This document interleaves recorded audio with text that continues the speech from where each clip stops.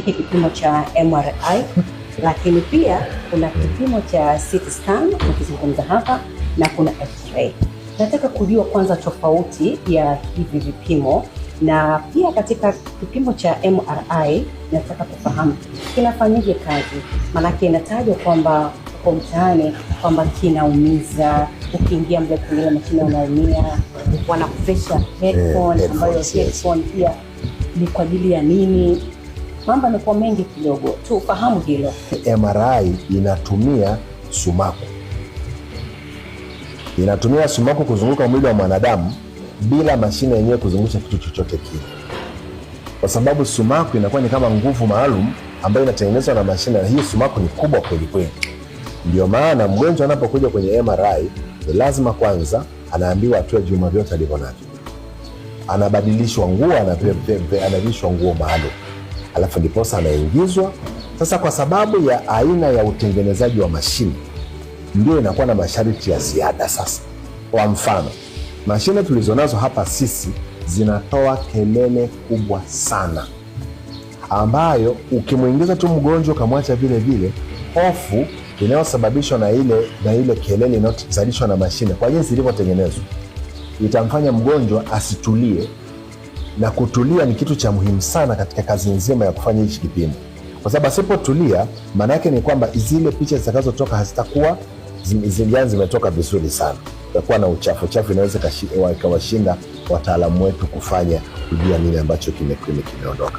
Kwa hiyo watengenezaji wa mashine wenyewe ndio wakabuni kuweka headphones au earplugs.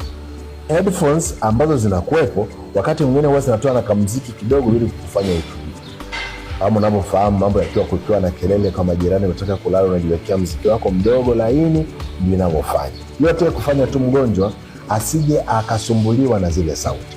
Wewe na mimi hapa tunaongea, sauti yetu iko karibu 40 to 60 decibels. Ni kipimo maalum ambacho kinatumika katika kwa nguvu ya sauti. Lakini kutoka decibel 70 kuendelea juu, hiyo sauti inaanza kukera. MRI machine ina sauti kubwa kuanzia decibel 100, ambayo ina maana ukikaa muda wa kutosha unaweza kusikia hata maumivu. Kwa mashine tulizonazo hapa ambazo zimenunuliwa, moja 2018, nyingine 2024, zote mbili zina sauti. Na mashine hizi sio special kwa Afrika, ndio muundo wa mitambo hii kwa vipimo hivi dunia nzima, kwa sababu kampuni zinazotengeneza zinajulikana. Sasa kwamba hii inalaumiwa kupiga sauti, hicho ni kitu kimoja. Lakini kitu cha pili mtu anatakiwa kujiuliza hata anaposoma hadithi hiyo ni kwamba, je, matokeo yaliyotokea pamoja na hiyo sauti yanalingana vipi na mashine ambazo hazina sauti? Kwa sababu ni kweli ziko MRI nyingine ambazo hazitoi kelele za kisasa zaidi, lakini unapoenda kwenye vitu vya kisasa zaidi, unajua unaenda na mfukoni kwa mbali zaidi. Kwa hiyo bei yake ni mara 2 mpaka mara 3 ya bei hii tuliyotumia hapa. Huu ni ukweli. Kwa nini kipimo cha MRI Moi Muhimbili, mgonjwa akienda kupimwa kipimo hicho, akiingizwa kwenye ule mtambo mpaka avalishwe headphone kama DJ, kama mtangazaji, kama msanii? Niliuliza hii headphone ya nini? Wakaniambia hizi headphone, hii mashine inapiga kelele sana kama mashine inaolanda mbao.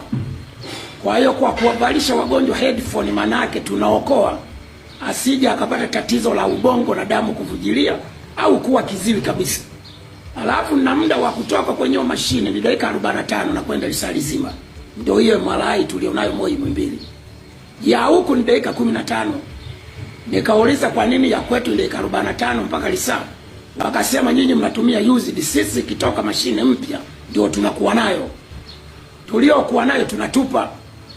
Sasa kwa nini tunafanyana vitu? Tuulizane. Waziri wa afya, naibu waziri wa afya, nenda Moi Muhimbili kapimwe na wewe. Ukifika lazima akufanyishe headphone. Wewe umekuwa DJ, umekuwa msanii, umekuwa mtangazaji, unavaa headphone. Huku hakuna headphone. Huu ni ukweli. Tunauana. Ndio hiyo operation ya mgongo. Majibu yanatoka, unauma kichwa, unapasuliwa kichwa. Na kama ni waziri wa afya na naibu waziri wa afya, je, waziri mkuu Mwigulu Nchemba analijua hili? Emmanuel Nchimbi analijua hii, Mheshimiwa Rais anajua. Kama hawajui wote hawa wakubwa, basi hamfanyi kazi. Nendeni Moi Muhimbili au waulizeni wagonjwa ambao washapimwa na hiyo mashine ya MRI kama hawavai headphone. Life is not fair. Mwenyezi Mungu ibariki Tanzania. Nawaomba Watanzania kuendelea kuwa na imani na sekta ya afya. Tunatambua kwamba sekta hii si sekta inayohitaji siasa. Serikali popote duniani, labda maeneo mengine, kwa Tanzania serikali haijawahi kununua vitu used. Hili jambo la kwanza ambalo nataka nisisitize, si kwa sekta ya afya, hata kwenye sekta nyingine. Wenzetu kwenye mataifa yaliyotuzunguka wanatuamini. Hata hao mnawasikia wanapiga kelele, wagonjwa wao wanawaleta hapa Tanzania. Nawaambia ukweli mjue, hata hao mnawasikia kwenye mataifa mengine wanaojiamini kwamba wamepiga hatua, wanaojiamini kwamba wao wanajua sana, wagonjwa wao wanawaleta hapa Tanzania. Nawaambia wazi mjue leo,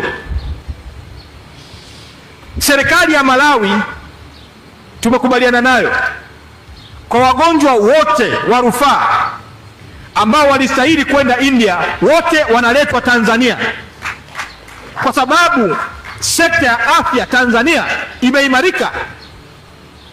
Huwezi kufananisha na mataifa yaliyotuzunguka, hakuna. Ziko mashine hapa nchini tunazo, mataifa yaliyotuzunguka hawana. Hata kama wanazo ni za kiwango cha chini, huwezi kufananisha na Tanzania. Lakini lazima tujue kwamba sheria zetu za kutoa taarifa zinazuia baadhi ya mambo. Yako mambo unaweza ukayazungumza kuleta taharuki, unafanya makosa kwa mujibu wa sheria, ni kinyume na taratibu na sheria ya kutoa taarifa, lakini ni kinyume kwa taratibu sheria ya makosa ya jinai. Kwa hiyo ni vyema haya mambo tukayajua.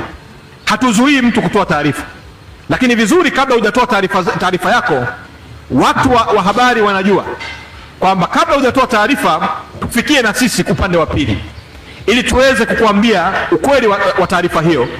Baada ya hapo wewe utachuja kati yaliyozungumzwa na utaitoa taarifa yako. Hakuna anayezuia kutoa taarifa.